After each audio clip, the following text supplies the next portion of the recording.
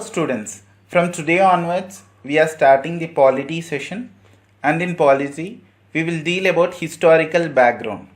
So, what is this historical background? It is about how British East India Company came to India and established their rule, and what are the acts enacted or passed by the British Parliament, starting from the Regulating Act of 1773 to Indian Independence Act of 1947. So each and every act and the features will be discussed in this session. So prior to that, we should have a primary information about what is East India Company. East India Company, also known as British East India Company or John Company, it received a royal charter. Here charter means license or permission. From whom? From Queen Elizabeth on 31st December 1600 to trade with India.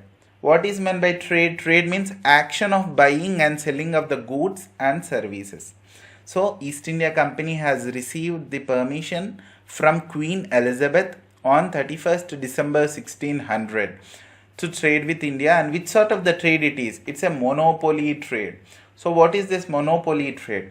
Only the East India Company was given permission to trade with India, and no other companies in England was given permission to trade with India.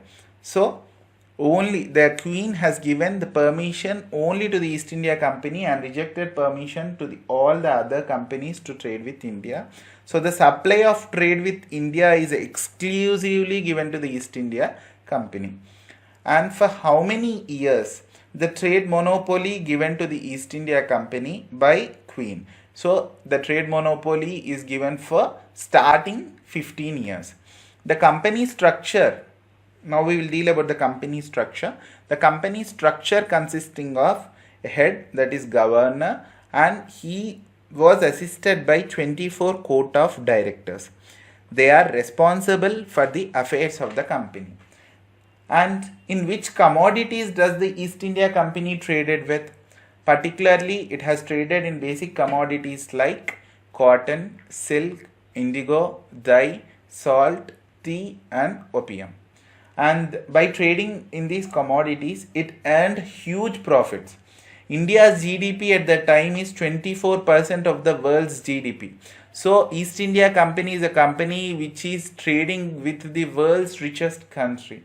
So it earned huge profits by trading the commodities to the other countries and also to the mother country, England. So it raised up to half of the world's trade, and nearly 50% of the world's trade is controlled by the East India Company. Till 1600 to 1765, the East India Company has purely trading functions. It doesn't have any other functions. Even though it is involved in some of the other petty issues of the Indian rulers, its main motto is trading. But 1765 say, like after the Battle of Buxar, the situation has changed tremendously. And from 1765, it started acquiring territories and it started directly ruling India. So what happened after the Battle of Buxar? So what is the result of this Battle of Buxar? How the Battle of Buxar changed the fate of the East India Company can be seen in the following or the upcoming slides. So Battle of Buxar. The battle happened between English forces on one side and combined forces of Shah Alam II, the Mughal emperor at the time, Mir Qasim, the ruler of Bengal, and Shuja ud Dawla, the ruler of Awadh region. So why this battle happened?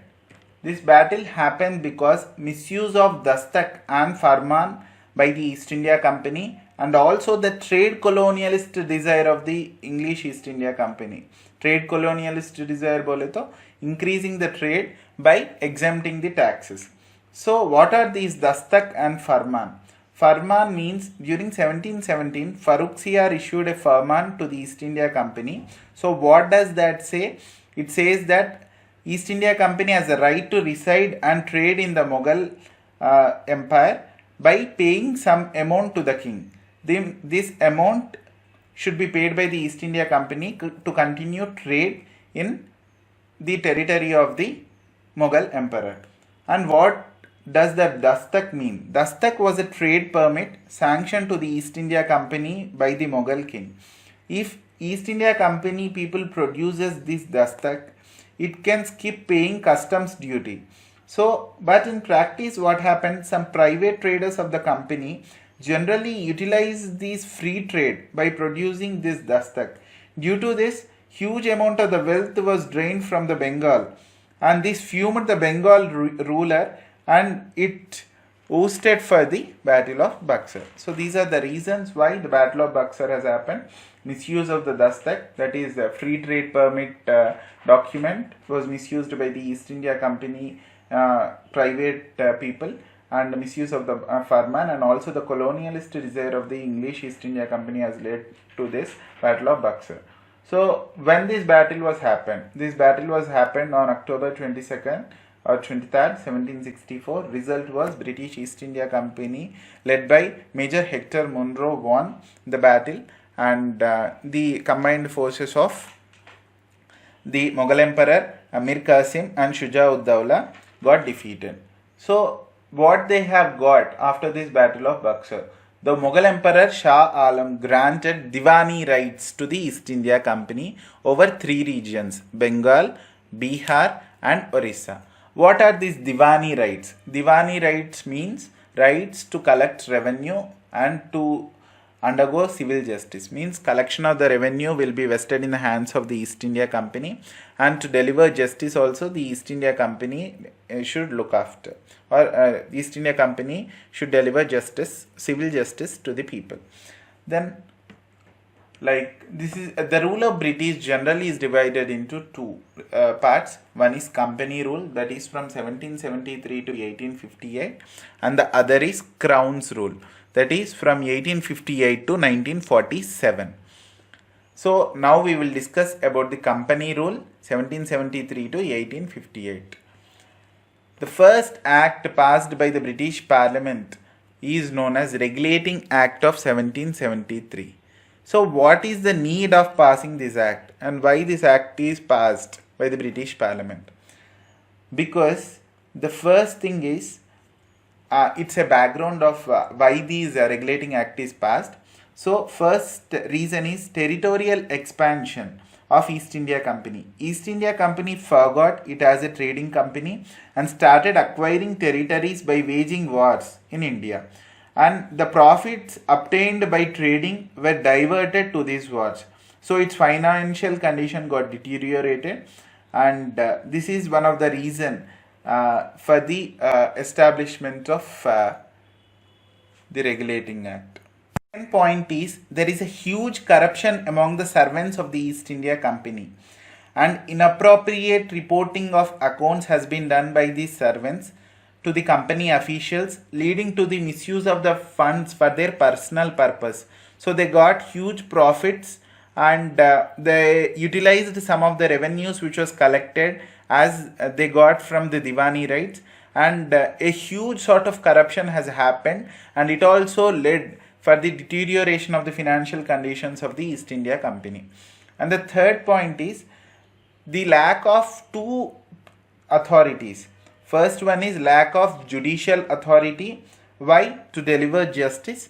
And the lack of central authority. Why? To check the corruption among the servants of the East India Company. So this lack of proper judicial and proper central authority has led to the establishment or enactment of the Regulating Act 1773. So these two reasons, the primary territorial expansion and the corruption among the civil servants of the East India Company, had deteriorated the financial conditions of the East India Company. This is also one of the reasons why the East India Company was regulated by the British Parliament.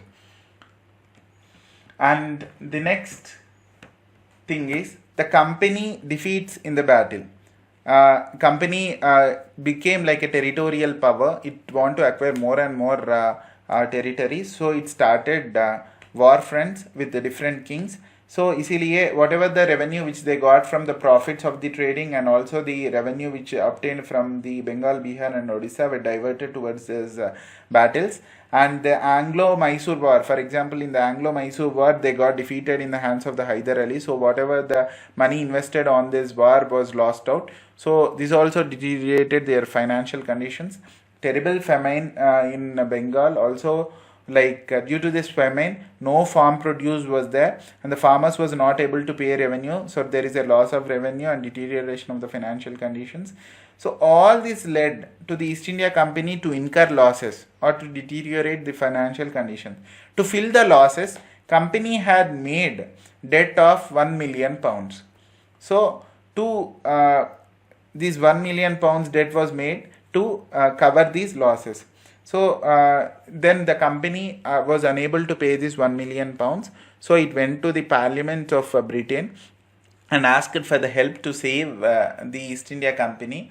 And then Parliament has said that we will pay 1 million pounds, but we will make some regulations, rules and regulations on you, and you should follow that. Then East India Company has agreed on it. So these are the factors or the circumstances that British East India Company, on the British East India Company to frame Regulating Act of 1773.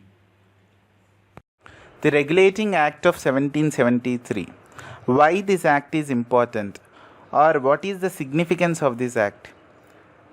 The first point is, it was a first step taken by the British government to control and regulate the affairs of the East India Company in India.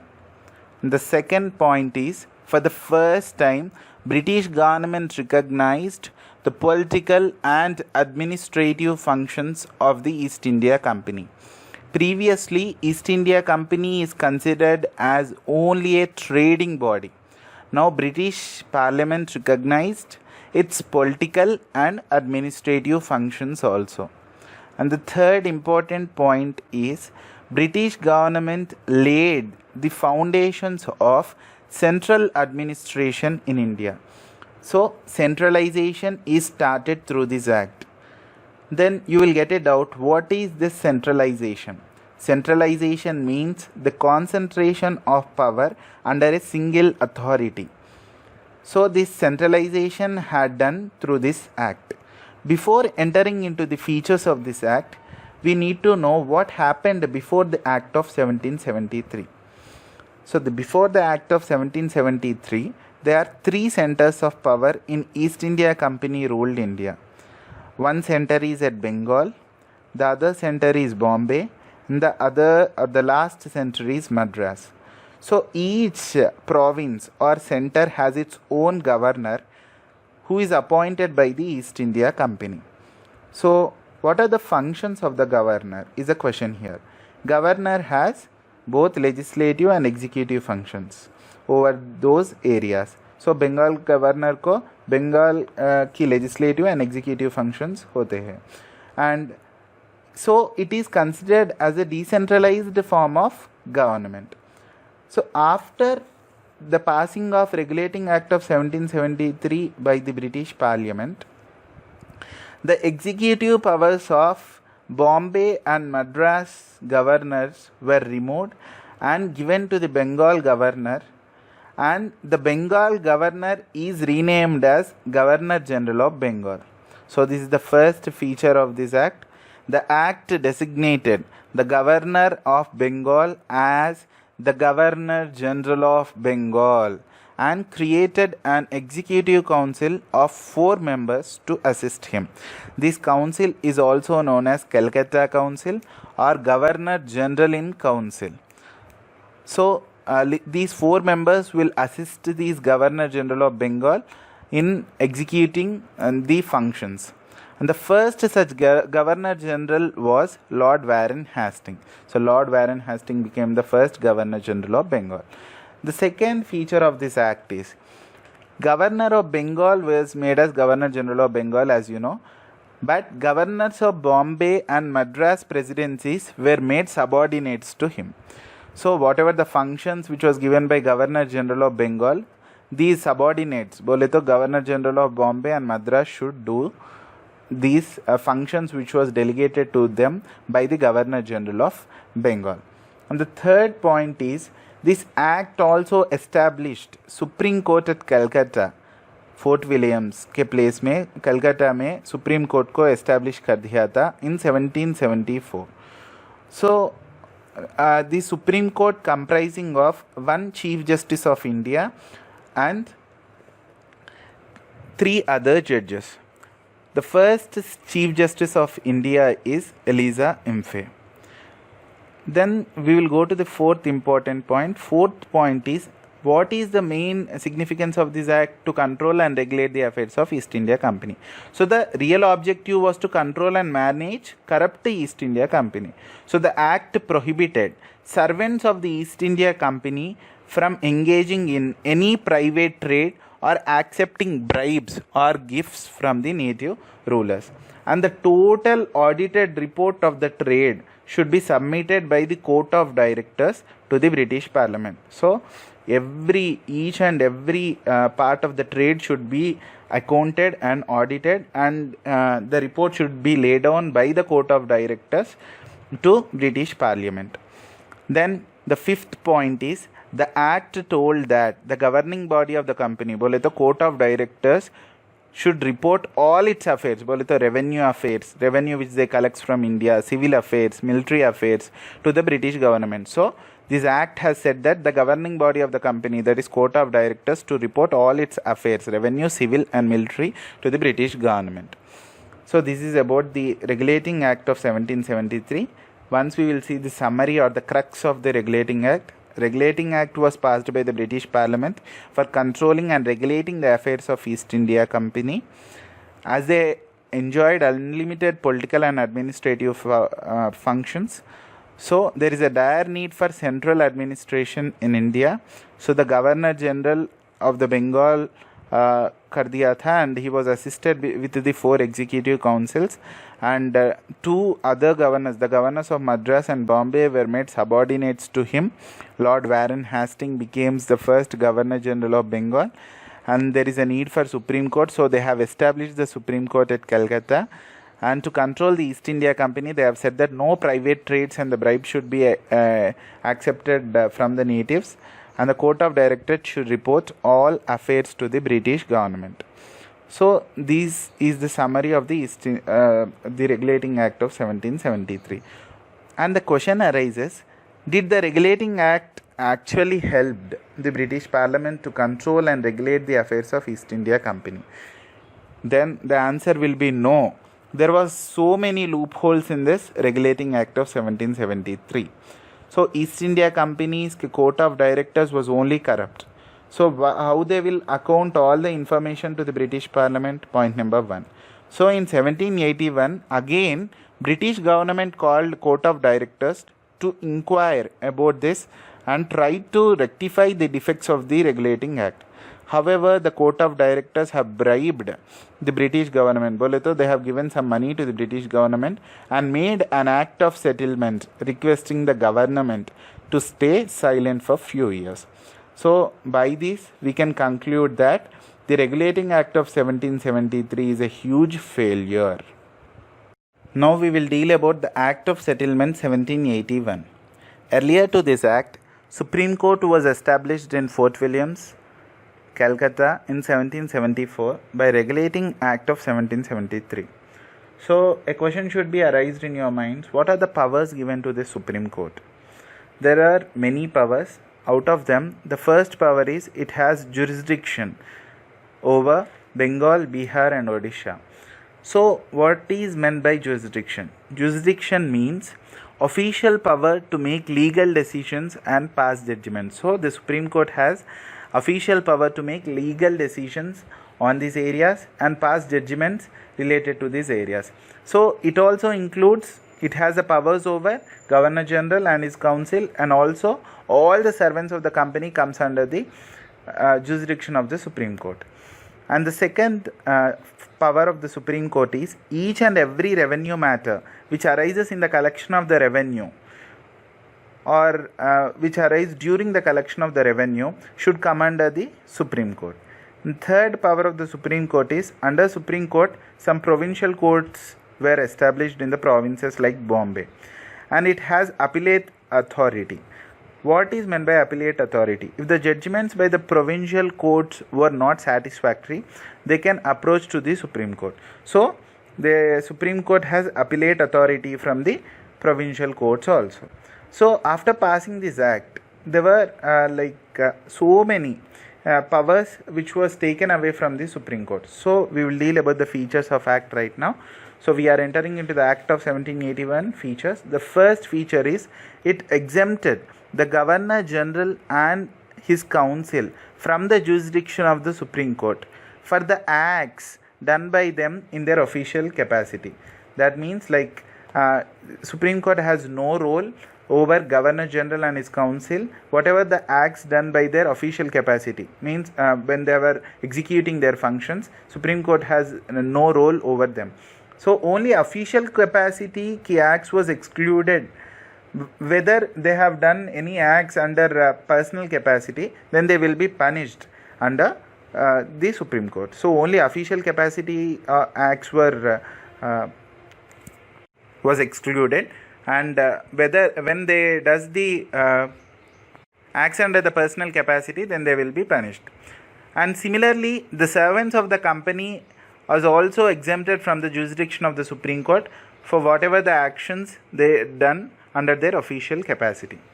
And the second feature of this act is it excluded the revenue matters and the matters arising in the collection of revenue from the jurisdiction of the Supreme Court. So Supreme Court has no role over the right over revenue and the collection of the revenue matters after passing this act.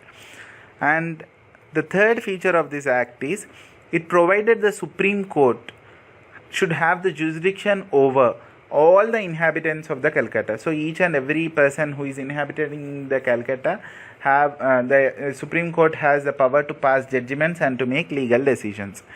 So, and the other point in this is it also required the court to administer the personal law of the defendants. बोले तो the Hindu will be trialed based upon the Hindu law only, and the Muslim will be trialed on their Mohammedan law. So their religious law, based upon the religious law, the judgments are passed by the Supreme Court. So this is about the third feature of the Supreme Court. The fourth feature of the Supreme Court is the appeals from the provincial courts previous to this act will go to the Supreme Court, as we have discussed earlier. But this act has laid down appeals from the provincial courts could be taken by the Governor General in Council, and it won't go to the Supreme Court. So whatever the appeals the provincial courts does, then Governor General in Council will look after them.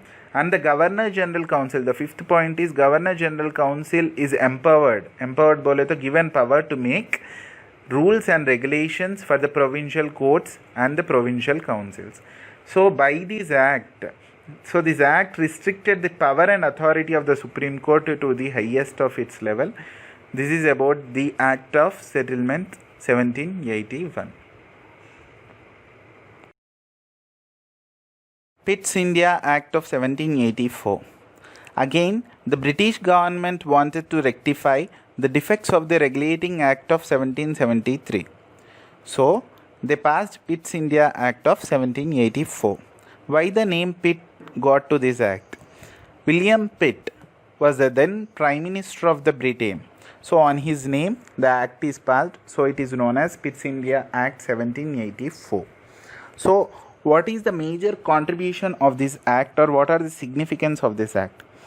For the first time, it introduced a new word called as possessions. What are these possessions? Possessions bole to all the property or occupied area or territories owned by the East India Company.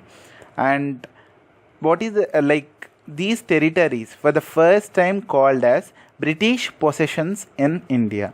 So whatever the property or the territories which was possessed by the East India Company were taken by the Britain government, and from this act, after passing this act, they were known as British possessions in India. And the second significant feature is the supreme control over the company affairs and administration was taken by the British government. British government had took the control or the supreme control over company affairs and administration in India.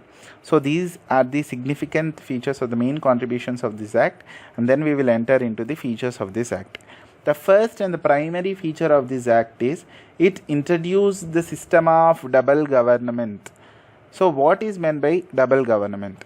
Earlier, as we know, like we have the court of directors to look after both commercial and political functions of the East India Company.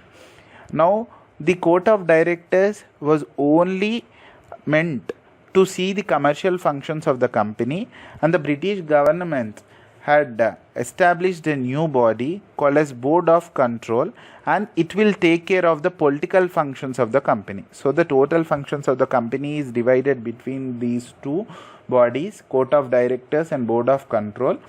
And Court of Directors was headed by the company, and the Board of Control was headed by the British government. So the governance in India is divided between these two bodies, so it is known as system of double government. It also empowered the Board of Control to supervise and direct all operations of the civil and military government or revenues of the British possessions in India. So Board of Control was given power to supervise and regulate or direct all operations related to civil, military and revenue affairs in the British possessions in India. So this is about the Pitt's India Act of 1784, and it also given more and more legislative powers were now vested with the Governor General of the Bengal. Hence there was increased centralization trend. This is about the Pitt's India Act 1784. Then we will move on with the Act of 1786. Now we will study the Act of 1786. In 1786, East India Company want to appoint Lord Cornwallis as the Governor General of Bengal. But he placed two demands before East India Company to accept the post of Governor General of Bengal. So the first demand is he should be given power to override the decision of his council or Governor General's council in special cases. So what is this overriding power? When the Governor General in council is giving any decision, then the Governor General can reject that decision and can implement his own decision. This is known as overriding powers. And the second demand is he also wanted Commander-in-Chief to be himself. So East India Company has accepted his two demands. So according to his demands, the Act of 1786 was enacted, and both demands was considered and incorporated in the Act. Now we will learn about Charter Act of 1793. The first feature of this Act is the overriding power which was given to the Governor General in against to the Governor General in Council is extended to all future Governor Generals and Governors of different presidencies. The second feature of this Act is it favored more centralization by giving more powers to the Governor General over the governments of Bombay and Madras presidencies. And the third feature of this Act is it extended the trade monopoly of East India Company for another 20 more years. This Act also provided that the Commander-in-Chief was not a member of Governor General in Council, and the functions of him will be delivered by the Governor General. That is, if any person is appointed as the Commander-in-Chief, then only that post will be present in Governor General's Council. Otherwise, Governor General will act as a Commander-in-Chief.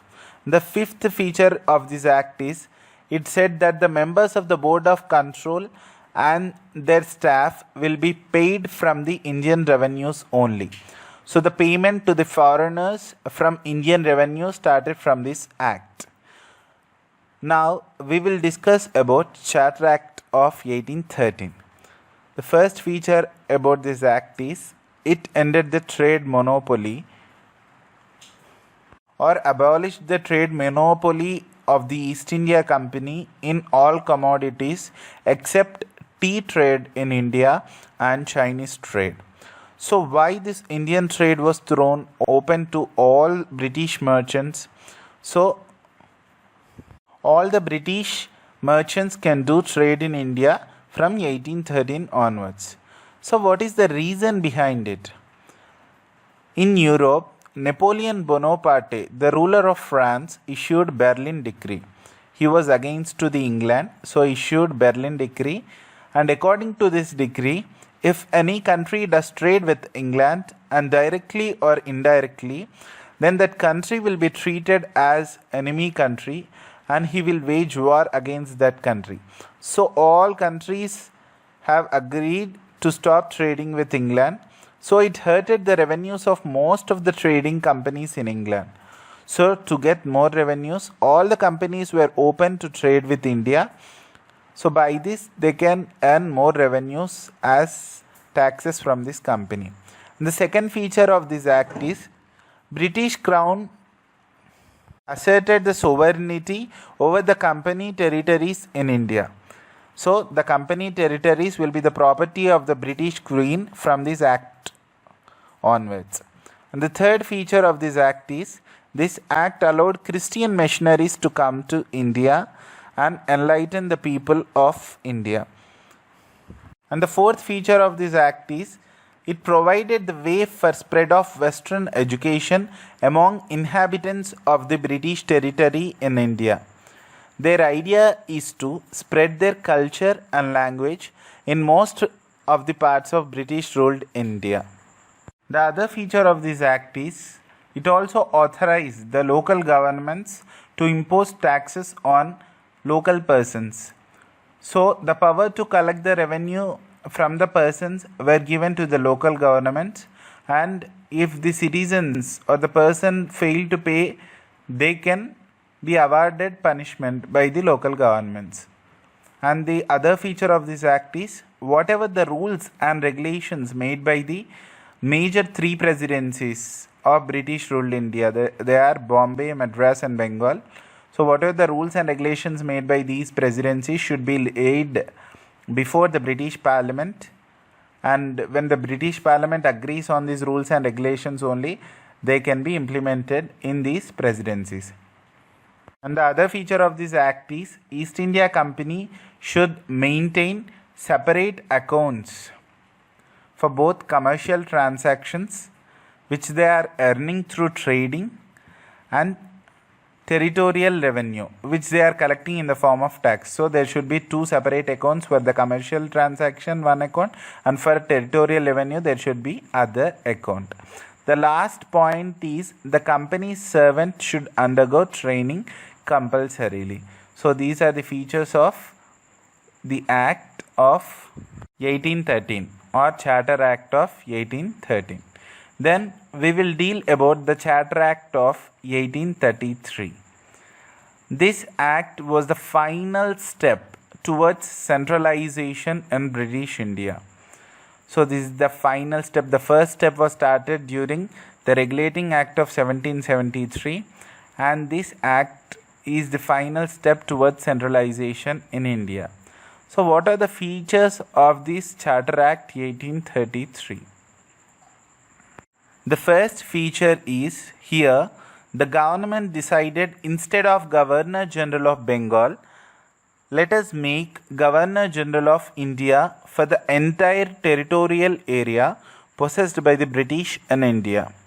So the act made Governor General of Bengal as Governor General of India and vested all civil and military powers with him.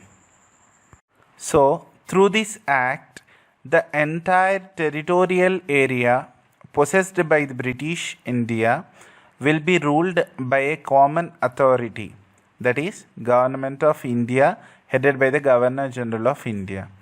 And who is the first Governor General of India? Lord William Bentinck became the first Governor General of India.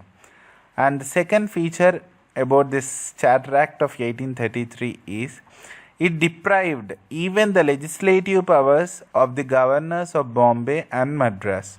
and their legislative powers were vested in the hands of Governor General of India. The executive powers of the governors of Bombay and Madras were taken away during the Regulating Act of 1773. And during the Charter Act of 1833, even the legislative powers of the governors of Bombay and Madras were taken out, or they were deprived of their powers. So, the Governor General was given exclusive legislative powers for the entire British India. So, he can make laws which is applicable to all the British territories in India. So, exclusive legislative powers were given to the Governor General of India. Third feature of this act is the laws or the rules which was framed before this act or previous to these acts were called as regulations, while laws made under this act and from now onwards they were called as acts. So till 1813 they were called as regulations, and from 1833 onwards the acts or the laws which was passed by the parliament were called as acts. The fourth feature of this Charter Act of 1833 is East India Company was left as purely administrative body. So it implements what the government says. So primarily it was just a commercial body. So it ended the activities as a commercial body and made as a purely administrative body. And the fifth and the last feature about this Act of 1833, Charter Act of 1833, is it attempted to introduce a system of open competition for selection of civil servants. And it also stated that Indians should not be debarred or debarred from holding any place, office, employment under the company. But this provision of accepting the Indians into the civil services or the higher civil services was not accepted by the Court of Directors. So this feature is not implemented by the Charter Act of 1833. Then it comes the final Charter Act passed by the British Parliament during East India Company rule. So we will study now about the Charter Act of 1853. So what are the features of this act? The Governor General of India cannot see all the legislative and executive functions because he will be overburdened by seeing all these functions. So it separated for the first time the legislative and executive functions of the Governor General's Council. So it also added 6 new members as legislative councillors additionally. So the first feature of this act created a separate Governor General's Legislative Council. It is also called as Indian Central Legislative Council. It acted as mini parliament, following the same procedures and rules as that of British Parliament. And for the first time, local representation was allowed in Indian Central Legislative Council. And for the first time, the legislation is treated as a special function requiring government machinery and special process. The other feature of this act is Indians were open to write the civil services. An open competition system of selection and recruitment of the civil service servants was done earlier. There was no selection and recruitment test, but this act introduced the selection and recruitment test for the first time, and Indians can also write the test and become civil servants. This feature is added in the Charter Act of 1853 by taking into Macaulay Committee report into consideration. So this Macaulay Committee had given a report. It stated that open competition system should be done for the recruitment of the civil servants, and Indian people should be allowed for the civil service examinations.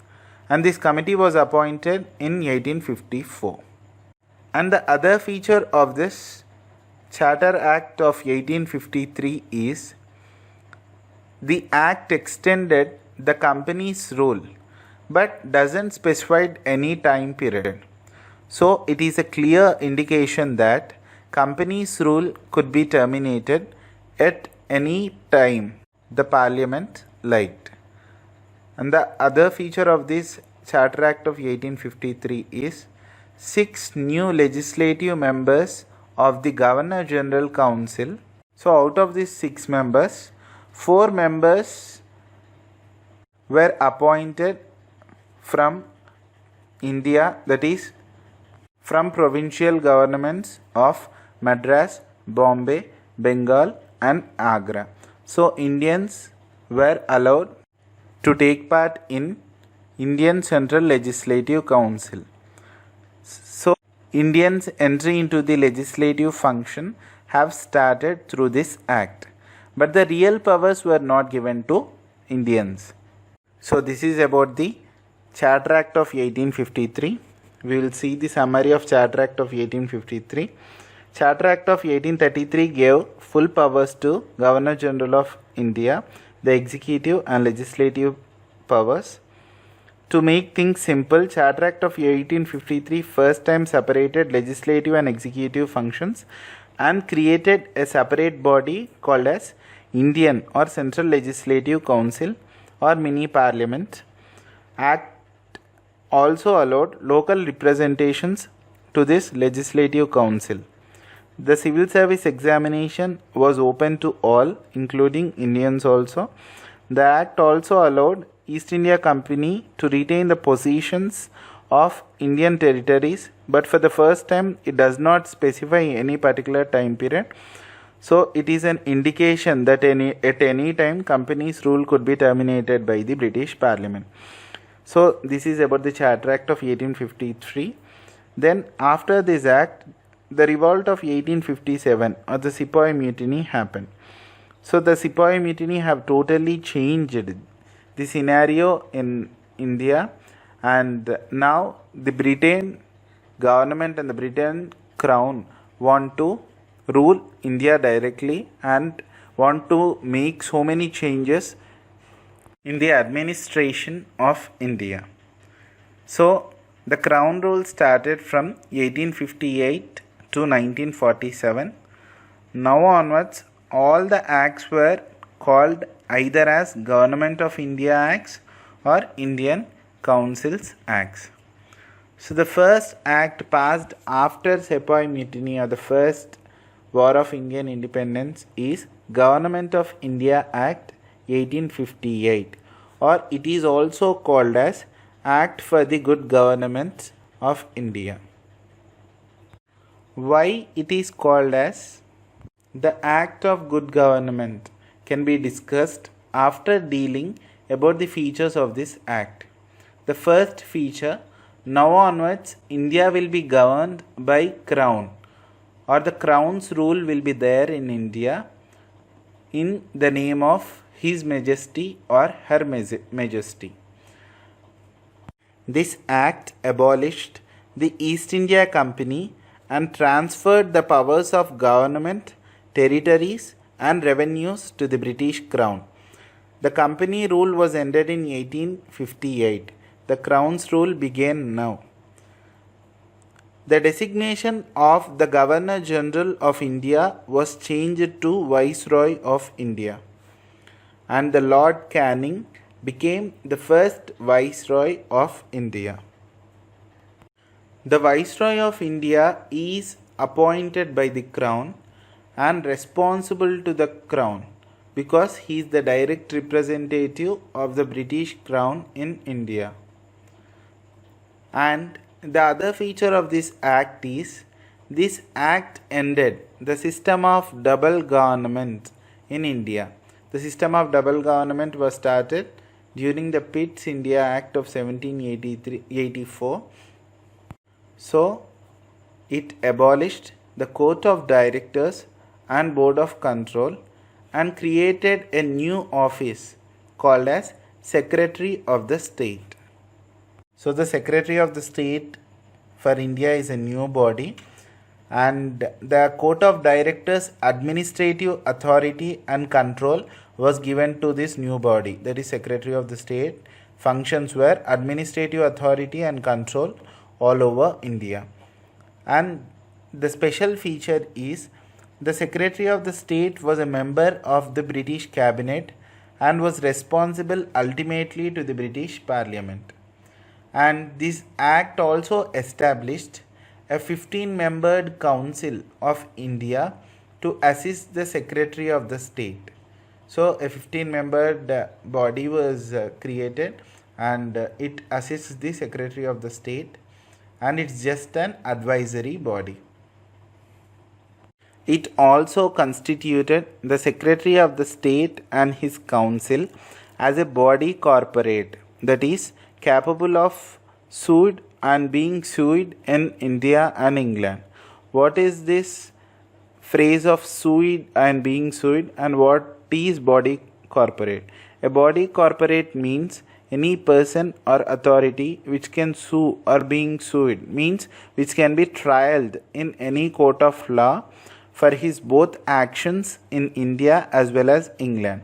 So Secretary of the State can be trialed in any court of law for his both actions in India as well as England. In every level of administration, for example, the governors of different presidencies are responsible for the acts done by them to the Viceroys of India, and the Secretary of the State and his council are responsible for their acts to the British Parliament. So, for the first time, accountability and responsibility is vested in Indian administration. That's why this act is known as Act of Good Government. What is Act of Good Government? At every level of administration, बोले तो governors of different presidencies are accountable to the Viceroy of India. The Viceroy of India is accountable to the Crown of England because he is the direct representative of the Crown of England.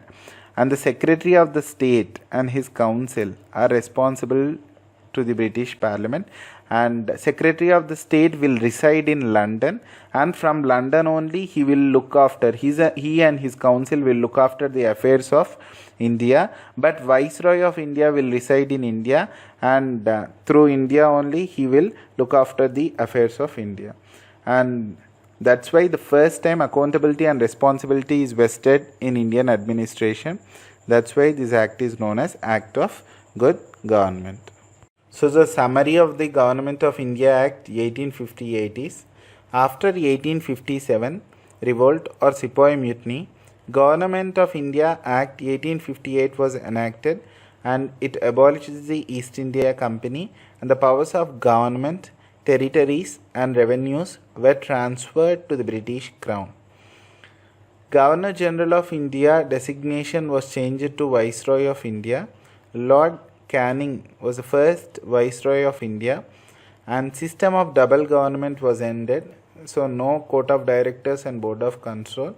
Instead of it, a new office was created called as Secretary of the State, and he will be assisted by the 15-membered council. This council is just an advisory council, and the administrative affairs of Court of Directors will be vested in the hands of the Secretary of the State. Secretary of the State is a body which look after the complete authority and control over Indian administration. The Government of India Act 1858 was intended to bring good government in India, and it want to alter the system which is already existing in India. So it want to improvise the administrative efficiency. So it brought out the accountability in each and every level of administration. That's why it is known as the Act of Good Government.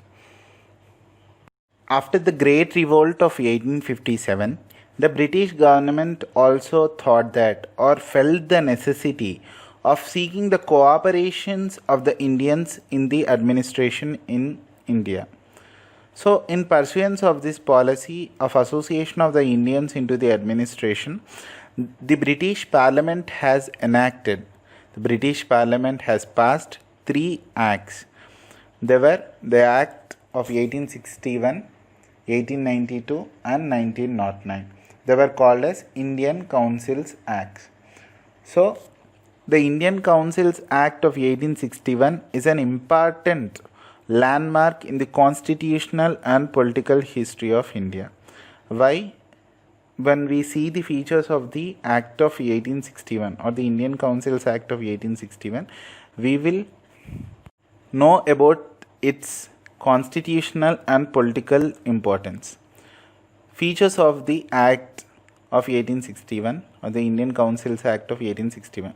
The first feature is it made a beginning of the representative institution by associating India with the lawmaking process.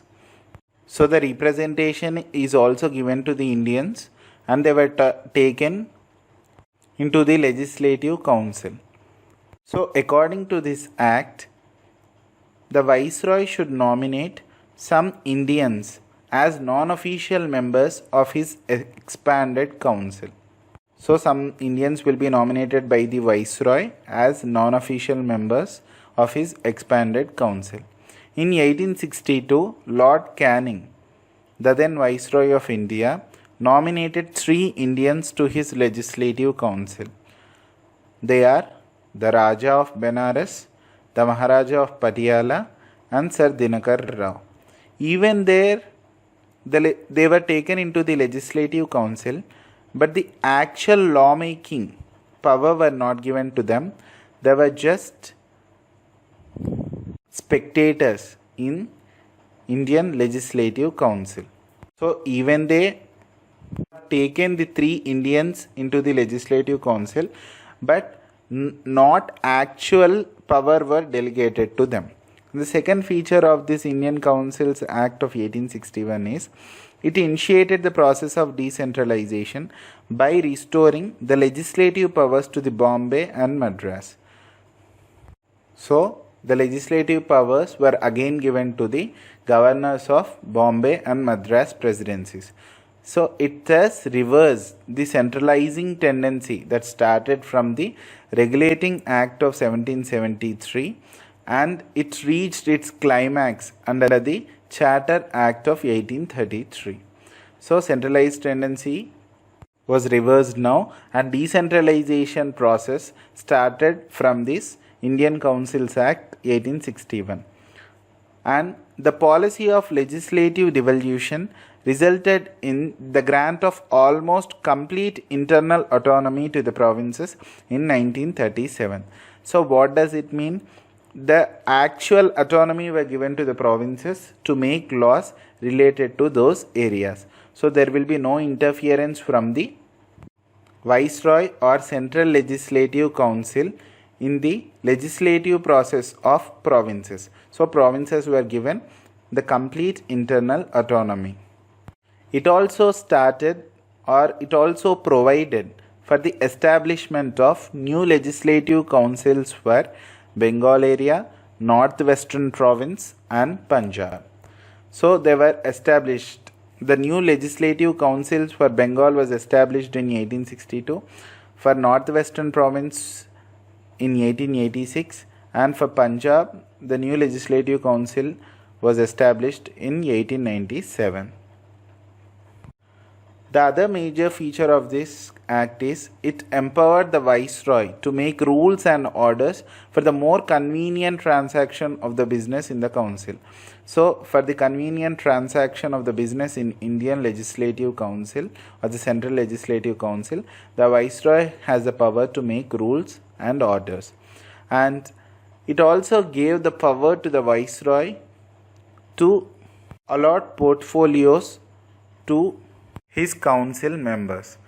That is, it also gave a recognition to the portfolio system introduced by Lord Canning in 1859. So the portfolio system was started by the Lord Canning in 1859.